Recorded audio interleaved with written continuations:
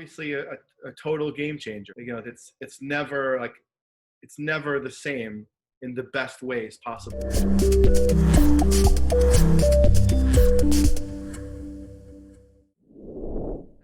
Welcome to Dadnormous. It's Jonscott, Turco. Welcome to this episode. I'm very, very thrilled to be with my friend Salvatore Settepani. I'm really excited to see you, buddy, today. I haven't seen you since the pandemic.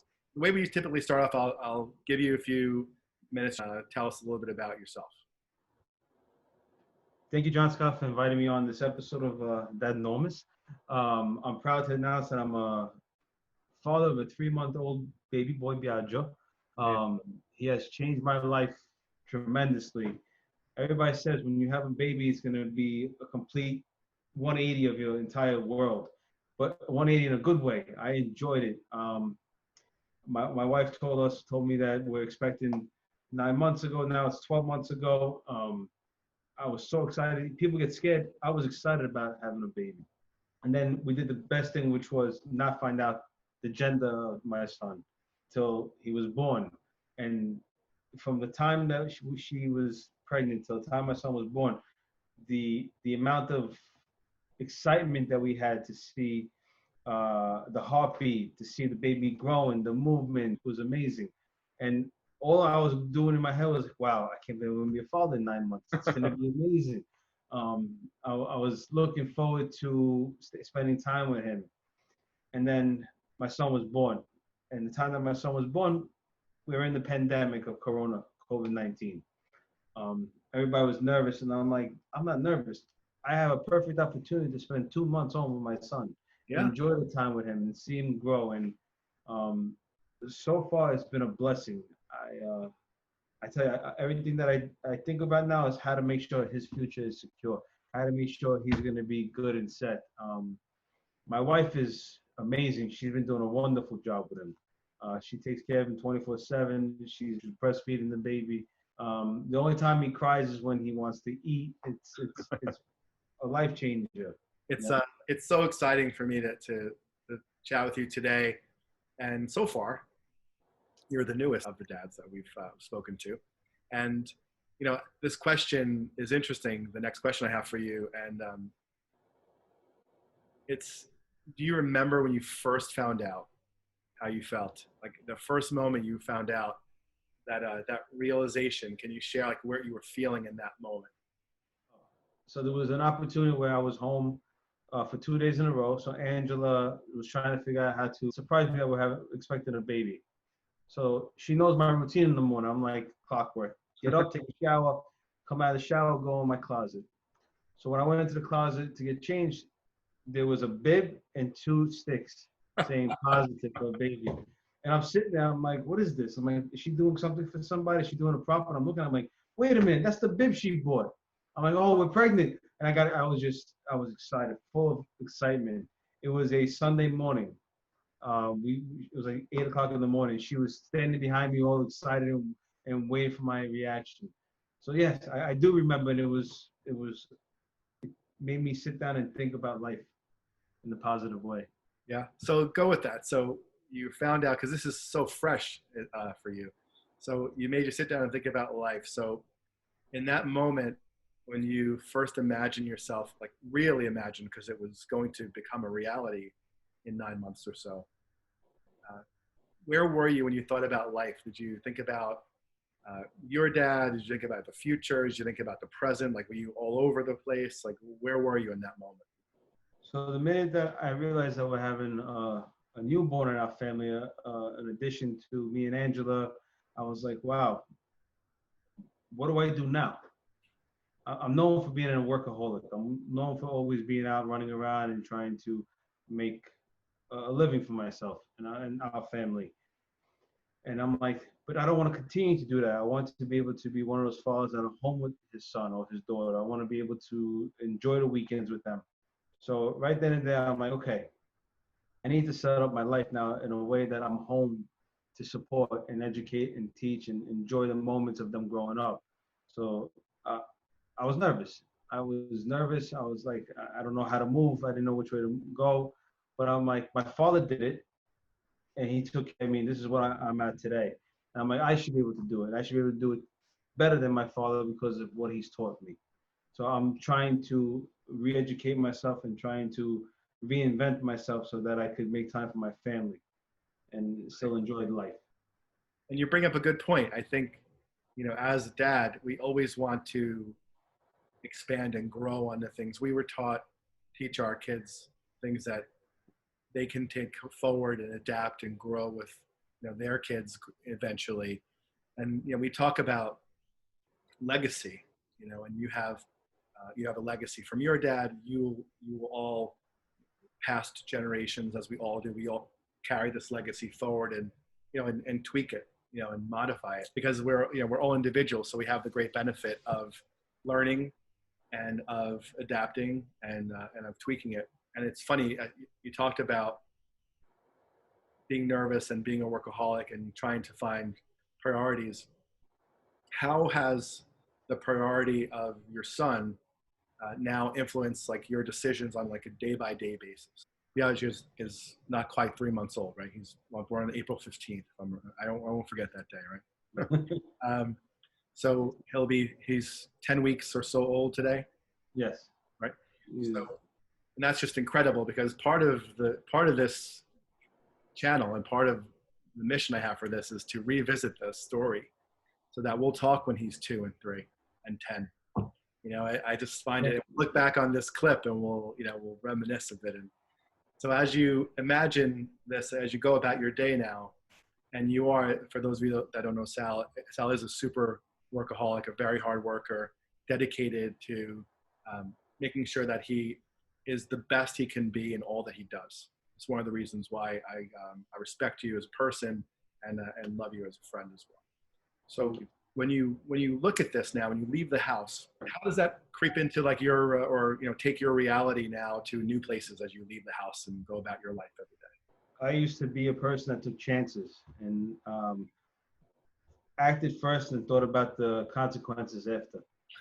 Because I always said I could do this, I could figure it out and do it correctly. And how bad could it be? Now I can't make those mistakes. Now I need to make sure that whatever I do, I think it through.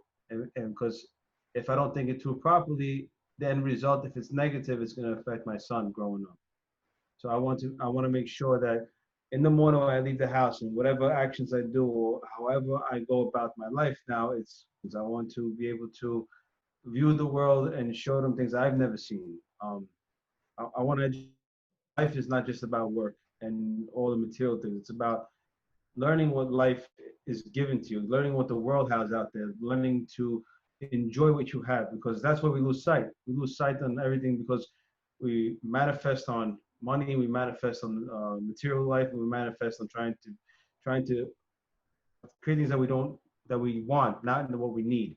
And I believe now in life, you need to put things in priority and give yourself what you need to go forward and to understand what life is all about. And that's what I want to educate my son. So I appreciate that perspective very much. So as you look at this, and as you look at, you've been an entrepreneur for a long time and you've been very successful and taken risk and chances and now trying to find this place where you're still pushing, but you want to be mindful of consequences and how this is going to impact your son's future. How do you balance that, right? Because as we know, there's no safe reality, no matter how safe the plan is. Like, how do you balance that in your mind on a day-by-day basis?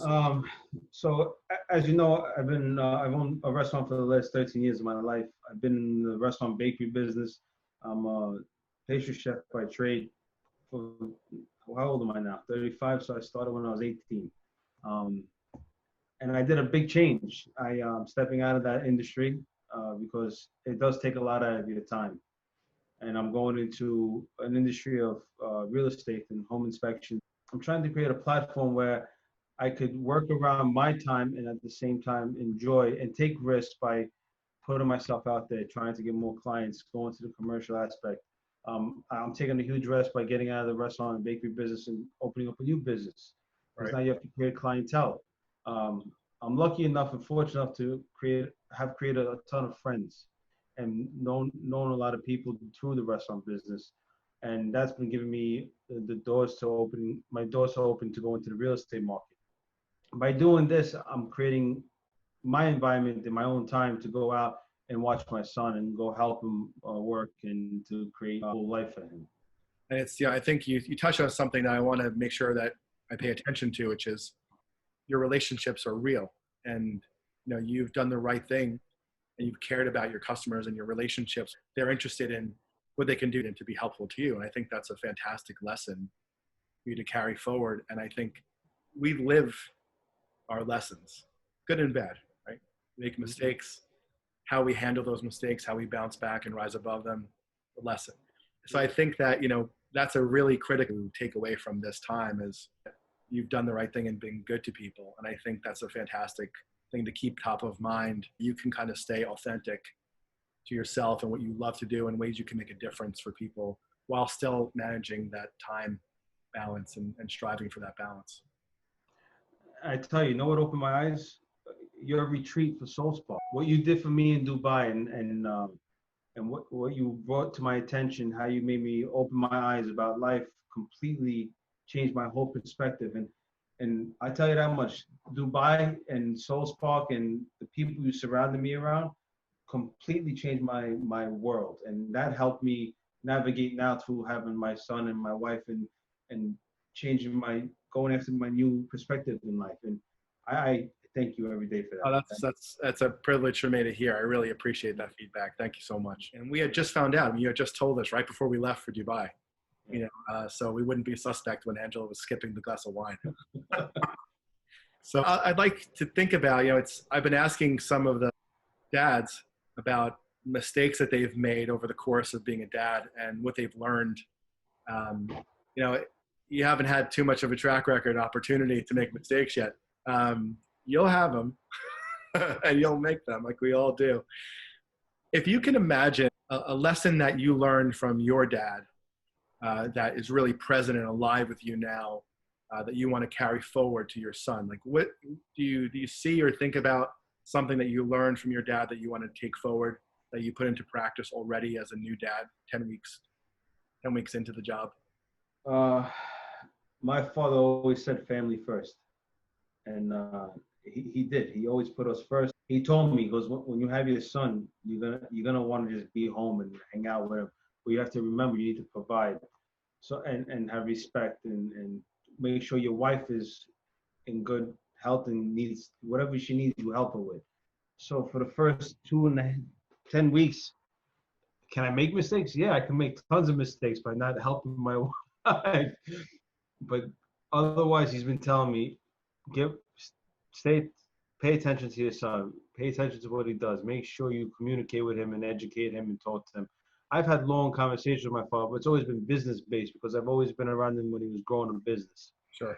I learned my father's business ethics and his work ethics. If you talk to my sister, my brother, they're younger, they were able to talk to my father and enjoy life, and they talked about life more. I've been brought up with a mentality of how to run a business. So that's how my father, how to have respect for people, have respect for the family, make sure you provide whatever you need to take care of them, stay home when you can. I want to be home with my family. So I'll ask you to project, let's do short term. So it's 2021, a year from now. Biagio's 14 and a half months old. We're all a year older. Where can you imagine yourself as a dad in a year from now in terms of your relationship with your son and what you've seen him grow over the next year of time? So, wow, that's a tough one. I got to think about him being a year old already. I'm enjoying him being small. It doesn't slow down, buddy. I promise you. I'm looking forward to, by the time July turns around, I'm looking forward to teaching him how to swim next year. I'm looking forward to bring him around the neighborhood and walk around because maybe he'll start walking now. I want to put him in the pool. I want him to take him out with me more. Like right now, you can't take him too many places, but the fact that when you go over to him, you make funny faces, you make him laugh and smile, it makes my heart melt. I can't wait for 6 months where they start recognizing you, your face and your voice more. But when it becomes a year from now, it's going to be, I can't wait because he's going to be able to look at me. Maybe he might say mommy, maybe he might say daddy. I don't know. We'll see what happens. there's so many amazing firsts for you over the next year. I'm truly, truly excited for you, and for Angela too, of course. So as you think about this, this is a unique conversation because I haven't spoken to someone yet who has a son or a child who's so young. Try to imagine it's 2030, and you're speaking directly to your son about how you feel right now about him. And so if you think a year was tough, 10 years from now. so it's 2030, you're 45 years old, your son is 10, he just graduated from 5th grade, and you say, I'm going to show you a video. And you show him a clip about what you're going to say next, but how you feel now as his dad. How would you talk to him? I'm hoping for the next 10 years I guide my son the proper way. I hope I guide him to be good in school, to give him the correct respect to others, to treat people with respect, educate him about the world, and to appreciate what he has, and not to look for more in the sense of, but to enjoy it now, and not always look forward. I'm enjoying my son now, so for you to ask me for 10 years from now, it's quite interesting to see. I'm imagining him kicking a soccer ball around the field, or coming home and running and showing me his grades. But I promise him that from now into the next 10 years that I do the best to educate him about life, to do the best to educate him about how to smile and enjoy things, and to I hope I do the right thing for him. He's always happy with me. They're not always going to be happy, but I hope. No, but it's part of the journey, right? It's part of the story, and I'm not going to let you off the hook, as I say, with this. So, in terms of how you feel as his dad today, I'll maybe make this easier or harder for you. Maybe 10 years old, he doesn't have the ability to process super well, but maybe when he's 20, he will. So now I'll ask you to go 20 years into the future. You're 55. He's 20 years old, and I want you to talk to him about how you feel being his dad at this point in time. I'm hoping when my son's 20 years old, I've educated him and guided him. I can say to him, I'm really proud where you at in life, because I remember when I turned 20 and I was going on to 21, I opened up Brunos. And would I say that I expect him to do the same? No, but I'm hoping by the time he's to that age, he's got the sense of accomplishment and he's ready to make a big step. I'm going to apologize for the things I've done to him in the past, but I'm going to also say I'm hoping that I did my job as a father and that he is proud of me and I'm proud of him. And if you want to tell him when he's 20 about today and how he's changed your life, what would you say to him when he's 20 years old? I'd be like, today, life means everything about you. I can't wait to go home. Like, he was downstairs before and he's sitting on his back playing with these toys and overhead. And I'm like, wow. I'm like, what are you doing? He's this big. He makes my heart melt. I love when he sleeps on my chest at night. I love when his little hands are on top of me. I melt. And I just can't wait to hold him and make him laugh. So I love how he's made me a better man today. That's fantastic. Any thoughts, any final thoughts you want to share? Everybody's scared about growing up, and growing up includes having a family. I waited till I was 35 to have my son. And I wish I did it 5 years ago, because it has changed my life completely in the sense that it's made me more positive, happier. I see things that I've never seen before. And really, you said it, and everybody else has said it to me. When your son or your daughter come into your world, your life is completely different. Right. And it's true. He has made my heart this much bigger. He has melted me and touched me in a way that I've never been touched before. And it's actually made me and my wife closer. Yeah. That's great. The team effort that we both have is amazing. So I tell any future dads, don't be scared. It's fun. It's amazing. You'll have another respect for your significant other, your wife, because she's gonna be a woman that you've never seen before and is so strong. And then when that baby comes out crying, you're like, wow. I was quiet. I saw my son come out. I'm like, wait a minute, it's a boy. I was excited. And then to top it off, he was beautiful and healthy. And I was so happy. That's fantastic. I really appreciate your time tonight. I know you have a lot going on. you have your hands full in a lot of different respects. And I want to really thank you for the time today. It's been a really great privilege to have a chance to chat with you. And I can't wait to meet the guy. It's been tough, this pandemic, in a lot of ways, not the least of which has been missing seeing. If he was up, I would have grabbed him for you. Next time. Let me show you a quick picture of him before you sign off. Okay. This is him this morning, laughing. Amazing. I love him. He's great. I really appreciate it. And for everybody watching, please subscribe. Let me know if you have any comments. Please leave them down below. And I really appreciate you joining us today for this episode of Dadnormous. Thanks so much, Sal. Thank you very much. Thank you, brother. Thank you. Thank you, Jonscott.